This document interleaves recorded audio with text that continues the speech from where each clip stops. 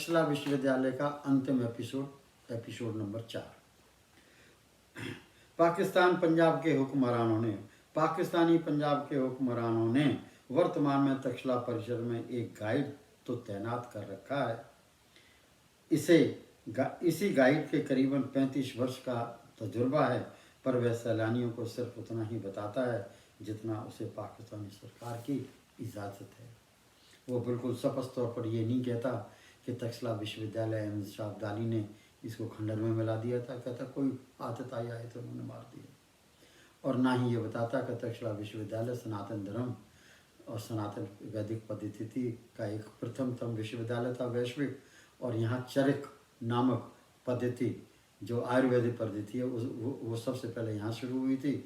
और ये एक ऐसा विश्वविद्यालय है जहाँ जो बुद्ध धर्म का प्रचार था और बुद्ध शैक्षिक टीचर प्रोफेसर हुआ करते थे। और इतने सिंपल और कोई सिलेबस नहीं होता था और खुद ही जो प्रोफेसर सिलेबस नियमित करता था। इतनी अच्छी अच्छी चीज़ें हैं कि खुद ही सिलेबस नियमित करता था, खुद ही पाठ्यक्रम नियमित करता था, कितने लेक्चर दिएंगे खुद नियमित करता था, कोई परीक्षा नहीं होती थी। सारे स्टूडेंट से बहुत करीब से उनसे इंटरेक्ट करता था और फिर इंटरेक्ट करके फिर उनको क्या कहते हैं, जैसे कहते हैं ना, डिग्री तो कुछ दी नहीं जाती थी लेकिन उनको दीक्षित कर दिया जाता था। और दीक्षित करने के बाद में हर जो अनुयायी है एक जोड़ी छतरी, क्योंकि छतरी बारिश है उससे ये छतरी अगर देखा जाए तो ये मुरली महकमा जिसको बोलते हैं टीचर्स, उसकी एक पहचान है। तो एक छतरी देते थे, एक खड़ाऊँ देते थे और एक पगड़ी देते थे। हैं ये कोई बात है। वो जो आज की डेट में जो वहाँ 35 साल पुराना गाइड है, एक ही गाइड है, वो सब ये चीज़ें नहीं बताता क्योंकि उसको ये कहने की इजाज़त नहीं है। 32वां वह गाइड जो तक्षशिला विश्वविद्यालय के खंडरों में गाइड है, सैलानी को बस इतना ही बताता है कि तक्षशिला में कुछ स्तूप हैं और बौद्ध भगवान के बुद्ध अजायब घर में रखे पत्थर के बुत हैं। वहाँ बुद्ध विचारों का चलन था और शायद हिंदुओं ने ही तक्षशिला को ध्वस्त किया था। इतना अपराध करता है और कहता शायद हिंदुओं ने ही बुद्ध विश्वविद्यालय तक्षशिला विश्वविद्यालय को ध्वस्त किया था। 33वां यह भी प्रचार करता है वही गाइड जिसको तक्षशिला विश्वविद्यालय में पिछले 35 साल से पाकिस्तान सरकार ने तैनात कर रखा है गाइड के रूप में।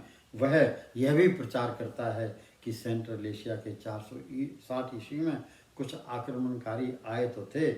यह नहीं बताता कि वह अब्दाली था और उसने घिनौने मानव संहार व दिल दहलाने वाले आगजनी से बौद्ध भिक्षु आचार्य विद्यार्थियों जनमानस को जिंदा काटा था और जिंदा ही जलाया था और विश्वविद्यालय के सारे प्रांगण को ध्वस्त करके मिट्टी में मिलाया। 34वां तक्षशिला में तैनात यह पाकिस्तान सरकार का मुलाजिम जो वहाँ पर सच्चाई से परहेज रखता है, सैलानियों से छिपे रहस्यों को और ज़्यादा छिपाता है। तक्षशिला की एक विश्व प्रसिद्ध विश्वविद्यालय था और तक्षशिला जो एक विश्व प्रसिद्ध विश्वविद्यालय था और एक अनूठी शिक्षा पद्धति का वैश्विक उदाहरण था। यह एक बार भी सैलानियों को नहीं बताता है, तथ्य नहीं कहता है और तथ्यों को छिपाता है। 35वां बस एक ही असत्य की रट लगाता है। ये पाकिस्तान द्वारा नियमित तक्षशिला विश्वविद्यालय के खंडरों में गाइड बस एक ही असत्य की रट लगाता है कि इस्लाम व बुद्ध प्रतिमाओं का मधुर मिलन था। कि वह इस्लाम व बुद्ध प्रतिमाओं का मधुर मिलन था, पर कितना विशाल फैलाव था बुद्ध धर्म का दूर दूर तक और क्या स्तर था तक्षशिला विश्वविद्यालय का, वह एक बार भी जिक्र नहीं करता है। सारे तथ्यों को मिट्टी में दबा देता है, अपनी जबान के फरेब से सारे को असत्य और झूठ के तालाब में डुबो देता है। 36वां बहुत दर्दनाक कहानी है तक्षशिला के विनाश की। बहुत दर्दनाक कहानी है एक विश्व प्रसिद्ध प्रथम तक्षशिला विश्वविद्यालय के अत्याचारियों के हाथ अहमद शाह अब्दाली के हाथ विनाश की, मानव द्वारा मानव के हृदय विकारक संहार की।